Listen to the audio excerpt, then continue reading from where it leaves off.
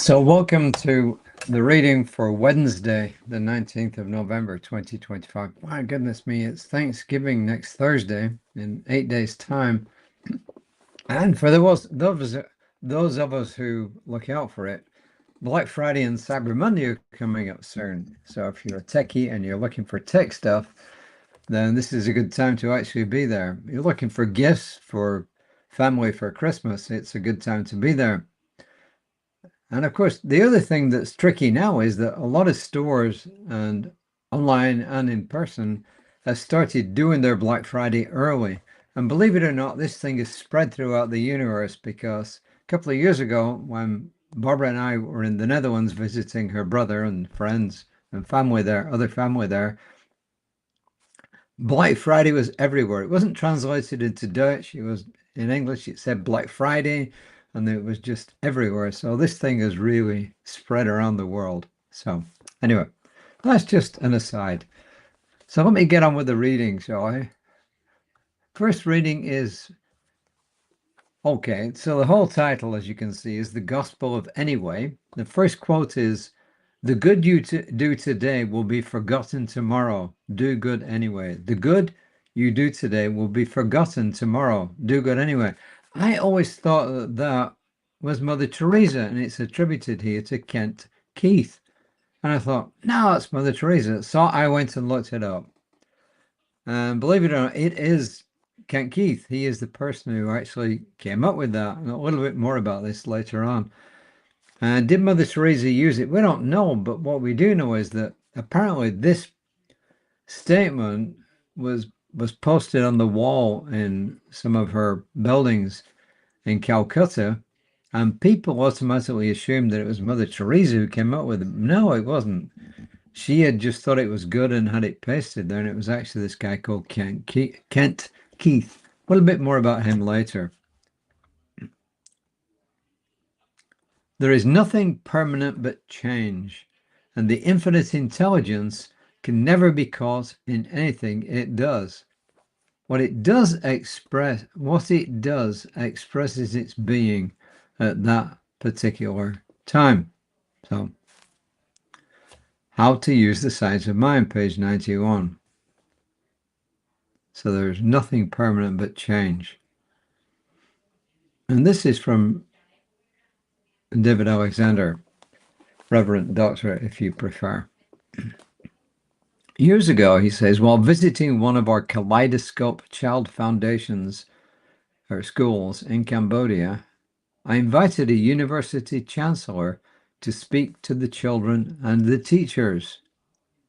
As we rode back together, I confided in him about my frustrations, especially about the ongoing instabilities that seem to hover over everything, such as the inconsistency of teachers, the seasonal migrations that force some to leave in search of work, just as educational breakthroughs seem to be within reach, and the fragility of government mandates. Yep, we all know about those, don't we?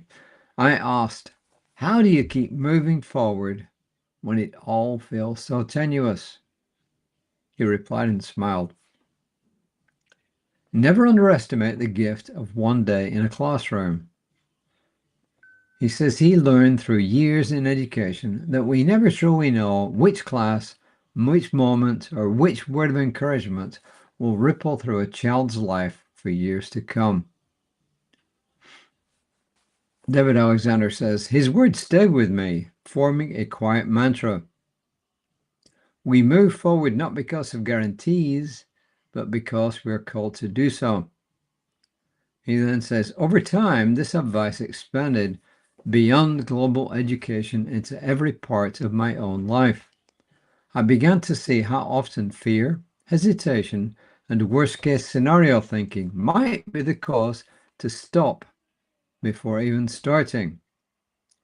From this realization came what I now call my Gospel of Anyway, which was inspired by the paradoxical commandments of Kent M. Keith. He says, you can spend a lifetime building something, and it may be destroyed overnight. Build it anyway. Life rarely offers assurances. Dreams can falter. Efforts can seem fragile. Yet the call to serve, to love, and to create is its own reward. Saying yes without guarantee is one of the most liberating choices that we can make. All right. I was really curious, so I had to go ahead and look up Kent M. Keith, and apparently he wrote this stuff when he was a student at Harvard University. And in actual fact, it was called The Silent Revolution, Dynamic Leadership in the Student Council. And he wrote it as a booklet for high school student leaders. And part of the paradoxical commandments were actually a part of that. So that's kind of cool. So I learned something there. Yeah, I always thought it was Mother Teresa, but it's still good advice. I mean, it's still really good advice, in my humble opinion. The good you do today, well, he says, the good you do today will be forgotten tomorrow. Do good anyway. Well, the good you do today may be forgotten tomorrow. Do good anyway. I don't think it's always forgotten, but I'm just being picky. So what did I learn from this? Don't get discouraged. You know, if you're doing something, a project, whatever it is, working with somebody, I do a lot of mediation, and I'm working with couples or individuals who are arguing with other individuals. So sometimes I succeed and sometimes I don't. So continue mediating anyway, right? So I think it's good advice, don't you? Yeah. So in other words, don't get discouraged. The affirmation he gives us is kind of lengthy. He says, I step forward in faith, trusting that every act of love and service ripples beyond what I can see. I step forward in service, trusting that every act of love and service ripples beyond what I can see. And, you know, when things like that, they always take me back to that Indiana Jones thing where he steps out over the chasm and the bridge appears. So, hey, that's all I've got for today. My colleague, Reverend Lisa, will be on tomorrow at 9:15 a.m. on Creative Life Spiritual Center's Facebook page. I'll be back, hopefully, around about 5 p.m. tomorrow on whatever social media you see me in. Sometimes on the social media, it's later in the evening when I get time to repost it. So hopefully you're having a wonderful day. My prayer for you now is that you are able to move forward despite whatever obstacles, despite whatever setbacks, and despite whatever disappointments. And I'm knowing that faith and confidence survive. And I claim this for each and every person who is watching and listening to this. And I let it go in gratitude and say, and so it is. Namaste.